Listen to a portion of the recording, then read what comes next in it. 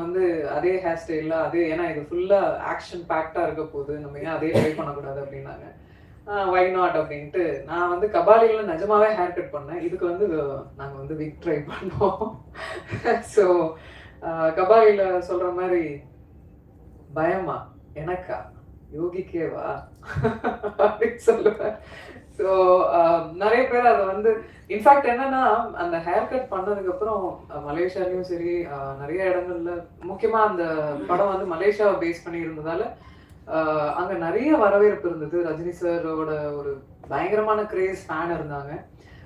நெறைய பெண்கள் வந்து ஹேர் கட் பண்ணிக்கிட்டது தான் எனக்கு ரொம்ப ஆச்சரியமா இருந்தது. ஒரு படம் வந்து எந்த அளவுக்கு ஒருத்தவங்களுக்கு வந்து அது இம்பாக்ட் பண்ணுது அப்படின்றத நான் வந்து தெரிஞ்சுக்கிட்டேன். ஆ அந்த ஒரு விஷயத்துல. ஏன்னா, இப்போ பெண்களுக்கு வந்து முடி வந்து ரொம்ப முக்கியமா அவங்க நினைக்கக்கூடியது. அது ரொம்ப ஆச்சரியமா இருந்தது எனக்கு பார்க்குறச்ச.